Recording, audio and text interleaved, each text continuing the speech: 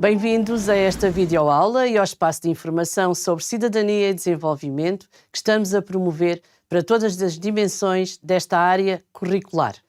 Apresentamos agora uma breve explicação de enquadramento sobre a Estratégia Nacional de Educação para a Cidadania, os pressupostos para a sua elaboração e aprovação. Num segundo momento, informação sobre as 8 dimensões que compõem a estratégia e a forma como operacionalizar. Por fim, abordaremos as aprendizagens essenciais enquanto documento curricular aprovado e em vigor nas nossas escolas e para os nossos jovens e para as nossas crianças. Temos aqui a Estratégia Nacional de Educação para a Cidadania e verificamos que esta estratégia foi aprovada por resolução do Conselho de Ministros, a resolução 127 de 2025, e traz-nos 6 ideias essenciais. A primeira é que esta estratégia promove o reforço da educação para a cidadania.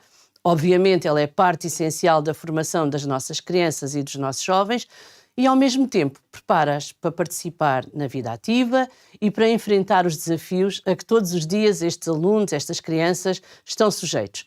Em segundo lugar, reconhece a escola como um espaço essencial em que se promove cidadania, em que se participa, em que se desenvolve pensamento crítico e em que se promove também a formação de jovens conscientes e críticos e, sobretudo, conhecedores dos direitos humanos e do bem comum.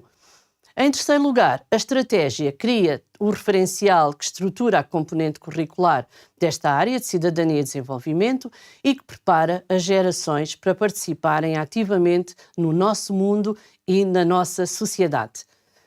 A seguir, podemos dizer que ela assenta também numa abordagem integrada e coerente, é sempre centrada na interdependência entre as diferentes dimensões e temos aqui 8 dimensões que não são compartimentadas. O conhecimento não é isolado, a cidadania não se isola em compartimentos estanques.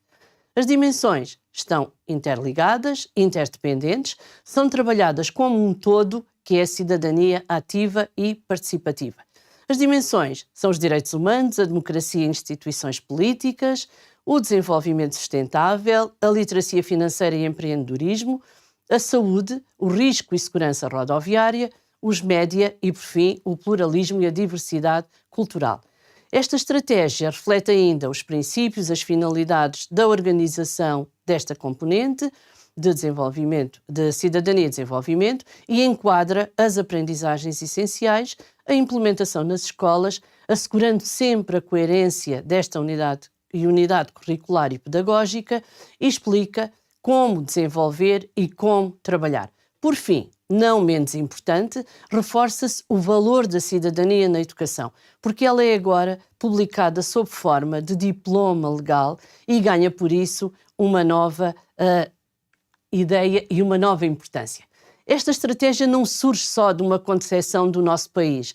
Este documento insere-se e acompanha documentos enquadradores internacionais que norteiam todas as áreas de cidadania e nos quais o Estado português se revê e é signatário.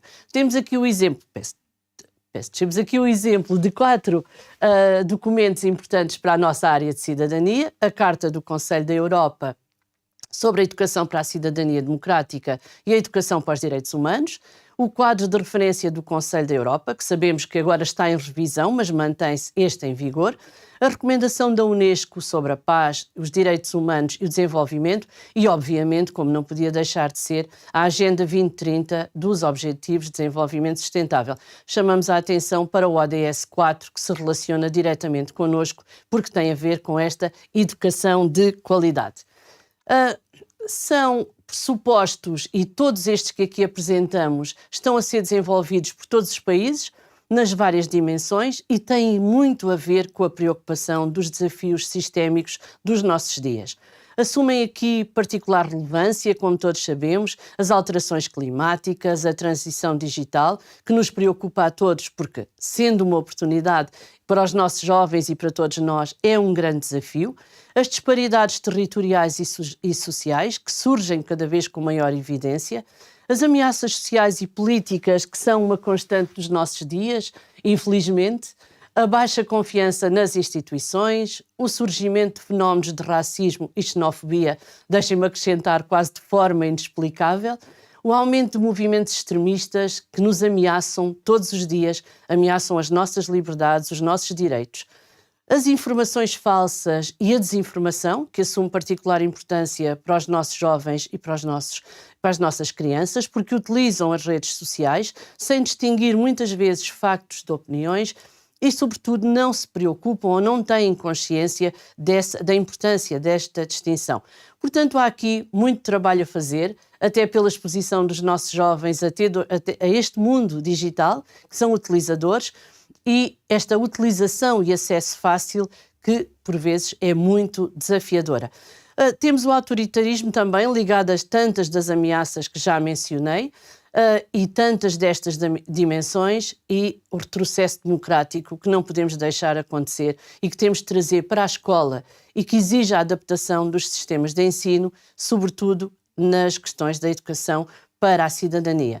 Relembra-se que estas matérias fazem parte do currículo em todas as disciplinas. Não se ensina cidadania 30 minutos por semana e esquecemos as restantes componentes curriculares. Por isso, todas as disciplinas fazem parte, desenvolvem estas temáticas e têm que trabalhar conjuntamente nesta estratégia.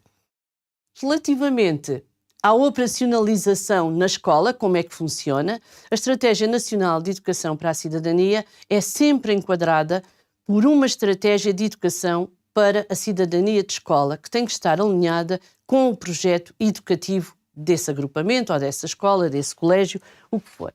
Temos o Conselho Geral, que define e aprova as orientações e os critérios para criar a estratégia e aprova a estratégia propriamente dita, o Conselho Pedagógico, que aprova os critérios de avaliação, e o Coordenador de Cidadania promove, articula e acompanha todo o processo e a definição e implementação da estratégia da cidadania de escola. Muito importante, o nosso Coordenador de Cidadania.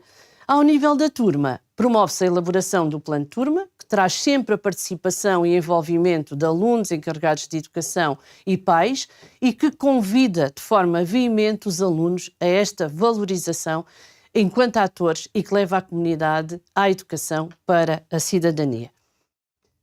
Nas questões das dimensões, nós temos aqui, já as elenquei, as dimensões de cidadania e desenvolvimento são 8, como já referi, os direitos humanos, a democracia, instituições políticas, sempre com esta ideia da promoção da cultura, da liberdade, da igualdade nas instituições, o conhecimento das instituições democráticas e da cidadania ativa, um desenvolvimento sustentável que promove a qualidade de vida perante os desafios com que nos deparamos todos os dias, a literacia financeira e empreendedorismo, que nos traz conhecimento e nos leva a assumir atitudes críticas numa área tão importante, a saúde, obviamente, porque incentiva por todos os aspectos o bem-estar físico e mental, o risco e segurança rodoviária. Sabemos bem os riscos a que estamos sujeitos, as questões da autoproteção e a mobilidade segura, o pluralismo e a diversidade cultural, cada vez mais importante.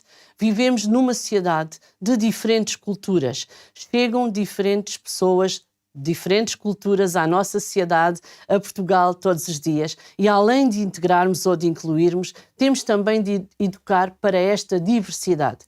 Os média, e esta questão é crítica, impõe-se uma utilização segura das tecnologias e muito informada, porque ela tem implicação no desenvolvimento do pensamento crítico dos nossos jovens e das nossas crianças.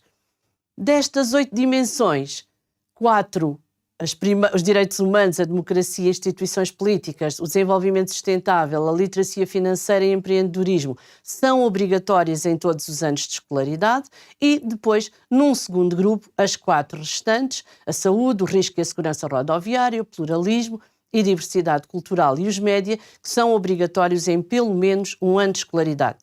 Reitera-se por isso que as 8 dimensões são obrigatórias, seja em todos os anos, seja em pelo menos um ano, num esquema de ao longo do ciclo, ao longo do segundo e terceiro ciclos ou ao longo do ensino secundário, mas sempre em todos e para todas as dimensões. Relativamente às aprendizagens essenciais, elas foram criadas e estão em vigor, são o documento de orientação curricular base para a planificação, para a realização e para a avaliação do trabalho que se faz em cidadania e desenvolvimento e, claro, que estão alinhadas com as áreas de competências do perfil dos alunos à saída da escolaridade obrigatória e constituem a base de trabalho para todos os alunos e todas as crianças que estão no sistema educativo português. Estas aprendizagens são um denominador curricular comum, elas não se esgotam, podem ser aprofundadas e alargadas, mas garantem que todos os alunos têm pelo menos e desenvolvem um conjunto de aprendizagens que aqui está estipulado. São constituídas por conhecimentos, capacidades, atitudes e valores fundamentais e vão mais longe. Não são só aprendizagens cognitivas, são também pessoais e emocionais e desenvolvem os nossos jovens e as nossas crianças. Não é apenas conhecimento, não é apenas conteúdo nestas aprendizagens. Elas são complementadas por ações estratégicas. As ações estratégicas contemplam as sugestões, porque sabemos que os nossos professores têm liberdade metodológica e podem utilizar como entenderem, mas privilegiam o papel ativo dos alunos neste processo de participação e de aprendizagem. Por isso, o que é que se pretende? Pretende-se que seja uma cidadania ativa, com desenvolvimento de competências para uma cultura de democracia e que as aprendizagens essenciais tenham um ciclo contínuo de aprofundamento e que constituam áreas de trabalho transversal entre as diferentes componentes do currículo. Por isso, agora apresentamos este slide que tem já esta abordagem a toda a escola e que cruza as 3 grandes áreas: o currículo, a cultura de escola e a comunidade. Dentro do currículo, como já referimos várias vezes, temos as dimensões da Estratégia Nacional, temos as aprendizagens essenciais, que constituem as aprendizagens que todos os alunos têm de realizar. Depois temos uma área de comunidade que participa através do plano de turma. Pais e alunos encarregados de educação têm a oportunidade de se pronunciar, de ser informados de tudo o que está a acontecer em atividades e no que está previsto para esta área curricular. E depois na cultura de escola, porque se pressupõe uma aprendizagem que é vivida, vivencial, com aprendizagens significativas, sobretudo por trabalho de projeto, que garante o envolvimento dos alunos, das famílias, de outras associações da comunidade, dos docentes e todos que participam nesta área tão importante.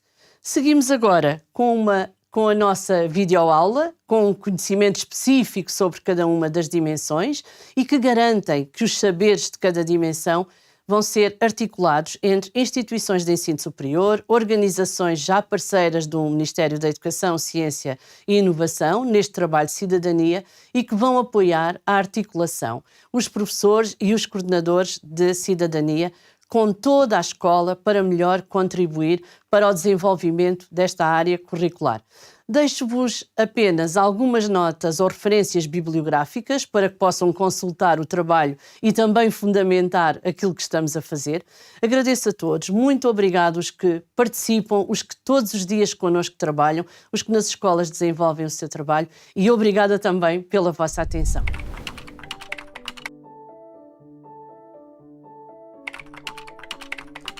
Planear o orçamento familiar é mais do que controlar gastos, é decidir antecipadamente o que fazer com o dinheiro da família.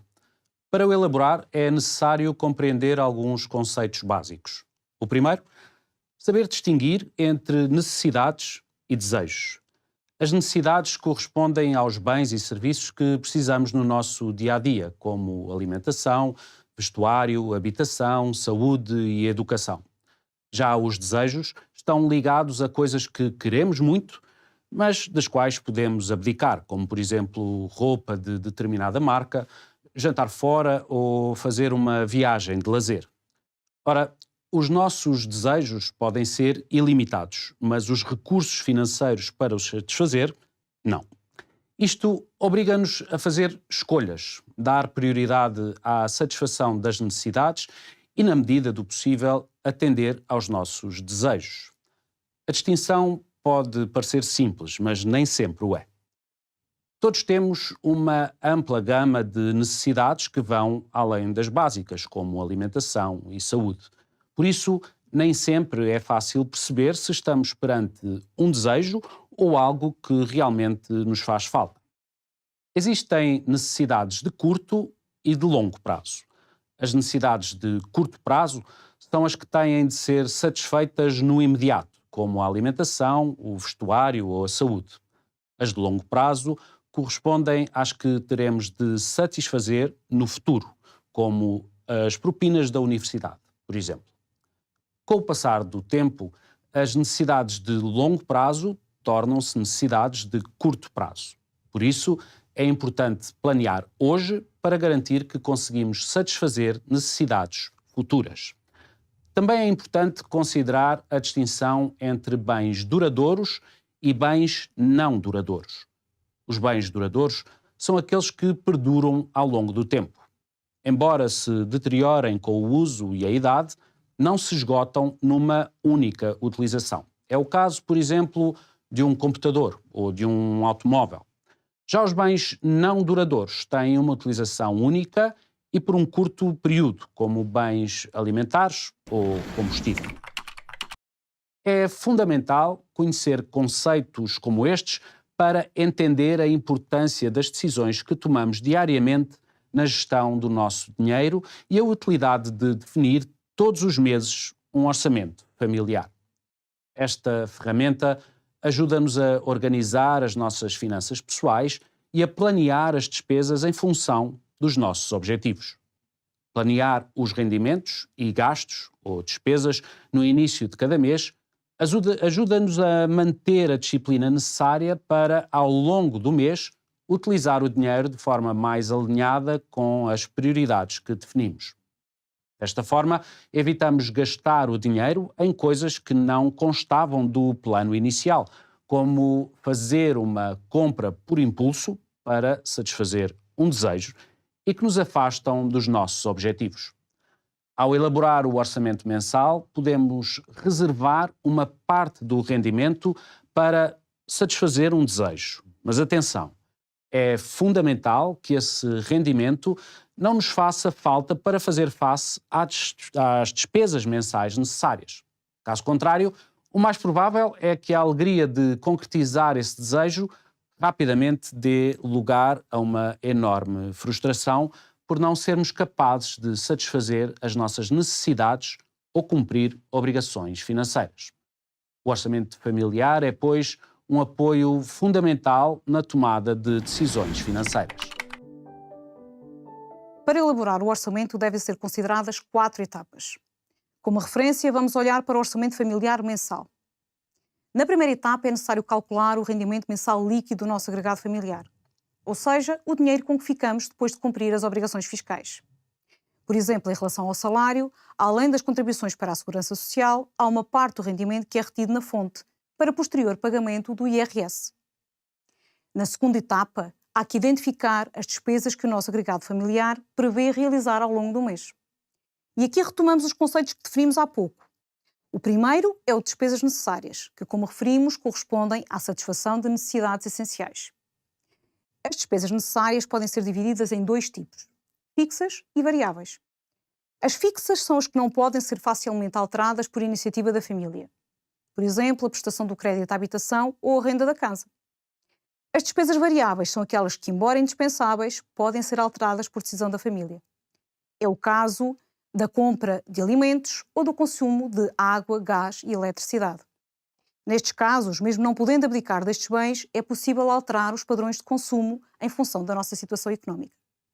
O passo seguinte é identificar as despesas supérfluas. Como dissemos, estas são as que fazemos para satisfazer desejos. As despesas supérfluas também podem ser fixas ou variáveis. O exemplo de uma despesa que, mesmo sendo supérflua, também é fixa, é o da compra de uma viagem de lazer a crédito.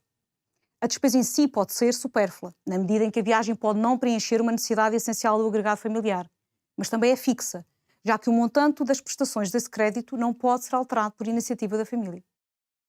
Um exemplo de uma despesa supérflua variável é a compra de roupa de uma determinada marca.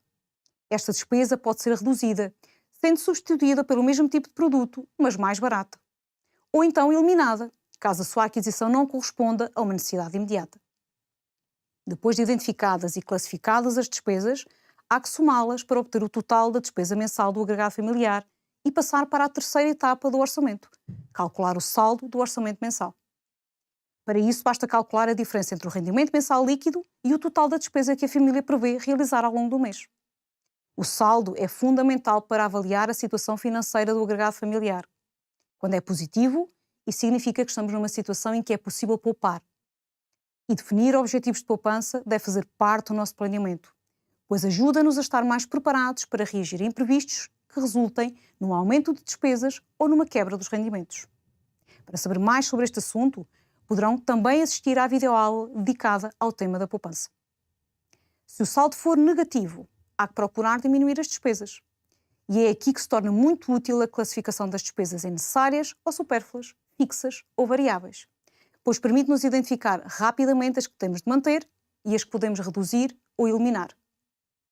Neste exercício, devemos começar pelas despesas supérfluas, mas poderá ainda ser necessário reduzir o valor das despesas necessárias variáveis, ou seja, as que não podemos eliminar totalmente, mas cujo consumo podemos reajustar. Agora que o saldo está de acordo com os nossos objetivos, estamos prontos para iniciar o mês. Começa assim a quarta e última etapa, a gestão do orçamento. É fundamental acompanhar a execução do orçamento para garantir que as despesas, o rendimento e a acumulação de poupança estão a evoluir de acordo com o planeado. E aqui é muito importante ter atenção ao seguinte: um orçamento com elevado peso de despesas fixas tem uma estrutura mais rígida, o que dificulta o seu ajustamento em caso de necessidade. Assim, no caso de surgirem despesas imprevistas ou uma quebra inesperada nos rendimentos, poderá ser mais difícil equilibrar o orçamento. Uma das despesas fixas mensais mais importantes para muitas famílias é o pagamento de prestações de créditos, como o crédito à habitação. Apesar de se tratar de uma despesa fixa, o seu valor pode não ser igual todos os meses, uma vez que se a taxa de juro do crédito for variável, o valor da prestação vai alterar em função das taxas Euribor. Uma gestão financeira prudente deve considerar estas possíveis oscilações. No caso de as despesas variáveis representarem a maior fatia dos nossos encargos, o orçamento tem uma estrutura mais flexível, facilitando os reajustamentos. Para apoiar a elaboração de um orçamento, está disponível no portal Todos Contam o simulador do orçamento familiar, que permite fazer a classificação de rendimentos e despesas, calcular a diferença entre os dois e avaliar o peso dos encargos financeiros no total dos rendimentos. Além disso, o portal Todos Contam disponibiliza 3 bibliotecas, sendo uma delas dedicada a formadores e outra aos mais jovens. Aí podem encontrar vários materiais de apoio, entre eles os 4 cadernos de educação financeira, cada um deles dedicado a um nível de ensino, do primeiro ciclo ao ensino secundário, onde o tema do orçamento é apresentado com uma complexidade crescente. Além dos cadernos, existem também vídeos, planos de aulas e outros recursos sobre o tema do orçamento que podem utilizar na preparação das ações de formação. Quando falamos de encargos para as famílias, é importante não esquecer os impostos, pois podem ter impacto no orçamento mensal. Mas antes de avançarmos, vamos perceber o essencial sobre impostos. É com o dinheiro dos impostos pagos pelos cidadãos e pelas empresas que o Estado assegura serviços públicos essenciais que permitem a satisfação de necessidades coletivas em diferentes áreas, como a educação, a saúde, segurança e defesa e apoios sociais às famílias. Há vários tipos de impostos, cada um com diferentes prazos de pagamento. Por isso, ao elaborar o orçamento, as famílias devem ter em conta 2 pontos essenciais: que impostos vão ter de pagar ao longo do ano e em que momento terão de os declarar ou pagar. Comecemos pelo Imposto sobre Rendimento de Pessoas Singulares, o IRS, que recai sobre os rendimentos das famílias, sejam eles o salário, a pensão de reforma, rendas obtidas através do arrendamento de casas ou outro tipo de rendimentos. Todos os anos, as famílias têm de entregar a declaração de IRS relativa ao conjunto de rendimentos auferidos durante o ano anterior. Algumas despesas efetuadas ao longo do ano, como as de educação, saúde e restaurantes, podem ser deduzidas e reduzem o montante de IRS a pagar. Para que as despesas sejam consideradas nas deduções de IRS, é necessário indicar o número de contribuinte na fatura sempre que se faz uma compra ou utiliza um serviço. Após a entrega da declaração de IRS, a autoridade tributária apura o valor do imposto. Se o IRS retido for inferior ao montante apurado pela AT, terá de se pagar essa diferença. Mas se o valor do IRS retido for superior ao montante apurado pela AT, será necessário o reembolso dessa diferença. Outro imposto que as famílias terão de considerar é o Imposto sobre o Valor Acrescentado, também conhecido por IVA. Cada vez que compramos um produto ou serviço, o preço final inclui o valor do IVA. O IVA aplicado varia consoante os bens e serviços, mas pode variar também caso estejamos no continente ou nas ilhas. Quem quiser comprar casa ou já for proprietário de um terreno ou de uma casa tem de ter em conta outros impostos. No momento da aquisição, terá de pagar o Imposto sobre Transmissão de Imóveis, o IMT. E, a partir daí, terá de pagar anualmente o Imposto Municipal sobre Imóveis, o IMI, que incide sobre o valor patrimonial tributável dos prédios situados no território nacional. O pagamento do IMI pode ser efetuado em 1, 2 ou 3 prestações anuais, consoante o valor a pagar. Para além disso, as famílias poderão ter ainda de considerar o pagamento anual do Imposto Único de Circulação, o IUC, que incide sobre todas as motas ou automóveis de que sejam proprietárias. Como se vê, as obrigações fiscais podem ter impacto no orçamento das famílias e, por isso, devem ser consideradas a par das despesas do dia-a-dia no orçamento familiar. Em relação a esta matéria, pode entrar no separador Conhecer os Impostos, disponível no portal Todos Contam, onde encontrará diversos conteúdos úteis. Elaborar o orçamento familiar é uma tarefa muito importante na gestão das finanças pessoais, pois permite tomar decisões financeiras de forma ponderada e equilibrada. Este é um tema muito importante que deve ser trabalhado logo desde muito cedo. No caso do primeiro ciclo, podemos socorrer-nos de algumas estratégias que permitam aos alunos captar estes conceitos facilmente. Normalmente, quando eu trabalho com estas faixas etárias, parto de uma pequena história ou de um vídeo que me permite introduzir o assunto. Atualmente já é fácil encontrar recursos adequados a este tema. Temos os cadernos de educação financeira também, que são um recurso valioso. Depois desta primeira introdução, o passo seguinte é tentar perceber o que são, o que significam as palavras rendimentos e despesas. E depois, através do diálogo, e tendo em conta a experiência cotidiana e a experiência familiar dos alunos, vamos distinguir fontes de rendimento, juros, lucros, salários, semanada e também os tipos de despesas. Normalmente, eles constatam que as despesas são muitas e os rendimentos são mais limitados. Então, vamos depois introduzir o conceito de orçamento. O que é um orçamento e para que serve? E é importante que eles comecem a perceber que elaborar o orçamento familiar permite controlar melhor as despesas e reservar parte do rendimento para a poupança. Compreendidos estes conceitos, os alunos simulam orçamentos partindo da realidade que eles conhecem, mesada, semanada, pequenas despesas que fazem. E então aqui podemos fazer fichas, usar jogos de tabuleiro, simular o meio das compras, podemos até usar brinquedos, um carrinho de compras, um cesto, ou então ir com os alunos ao mercado ou ao supermercado. Uma fase posterior, é importante implicar as famílias neste processo e então aí podemos usar fichas que os alunos poderão realizar em casa com o apoio dos pais e eles vão ser confrontados com o cotidiano familiar financeiro. Saber de onde vêm os rendimentos familiares, quais as despesas fixas e variáveis, os hábitos de poupança. Também é importante levar os alunos a conversar com a família sobre formas de reduzir a despesa. E esses conhecimentos podem ser depois sistematizados em cartazes ou em panfletos com conselhos de poupança. Relativamente aos rendimentos, e como eles não podem trabalhar e ter salário, às vezes é interessante pedir aos alunos para sugerirem formas de aumentarem os seus rendimentos. E então surgem propostas curiosas, como ajudar os avós a limpar a garagem, alimentar o cão do vizinho quando ele vai de férias, e pela minha experiência, surgem sempre coisas muito interessantes. Posso dizer que estas metodologias têm resultado muito bem e têm permitido aos alunos compreender facilmente estes temas. Aqui para partilhar a importância da poupança e do orçamento familiar, que é uma competência essencial para o bem-estar das famílias e para o futuro dos nossos jovens. Vivemos numa sociedade em que cada vez o consumo é mais imediato. Muitas famílias vão sentir ao longo do tempo dificuldades em elaborar receitas e despesas. Tentamos mostrar aos nossos alunos que a literacia financeira vai ser, assim, uma ferramenta de proteção. Quando uma família conhece os seus gastos, planifica e toma decisões informadas, vai reduzir o stress financeiro e ganha maior estabilidade. Tentamos mostrar aos nossos alunos e de uma forma clara e acessível a importância que tem o orçamento familiar. Quanto entra, quando sai e para onde vai. Portanto, vamos identificar as despesas necessárias, definir prioridades e garantir que existe margem para lidar com imprevistos. É também uma excelente forma de ensinar os nossos jovens a diferenciar necessidades de desejos e a adotar hábitos financeiros o mais responsáveis possível.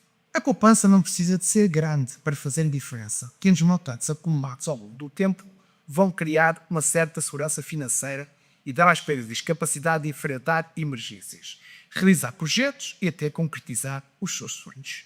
Na sala de aula, procuro trabalhar com estes temas de uma forma o mais prática possível. Numa fase inicial, os alunos vão gerir as suas mesadas, percebendo que o que recebem é a receita e tudo o que gastam é a despesa. Vamos analisar casos reais. E numa segunda fase, vamos passar para o orçamento da sua própria família. Recorremos a simulações, cálculos financeiros, todos contam, e também ao caderno de literacia financeira, o número 3. Vamos tendo desafios semanais relativos a este assunto.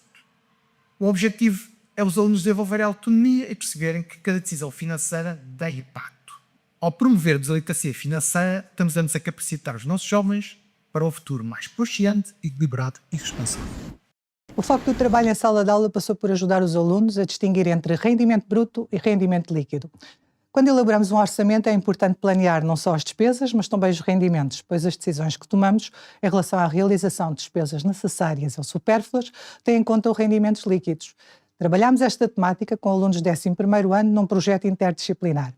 Como fizemos, em termos de estratégia de ensino, usámos uma metodologia de aprendizagem que se baseia em situações-problema.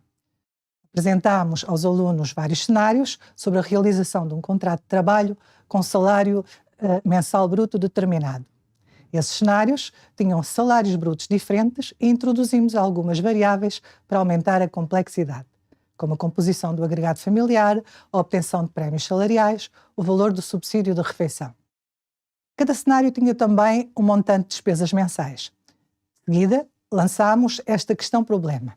Imaginem que com os salários que apresentámos têm que decidir se aceitam uma proposta de emprego. Na vossa opinião, que informações acham que precisam de tomar para tomar a decisão financeira? Qual dos cenários é a melhor decisão em termos financeiros?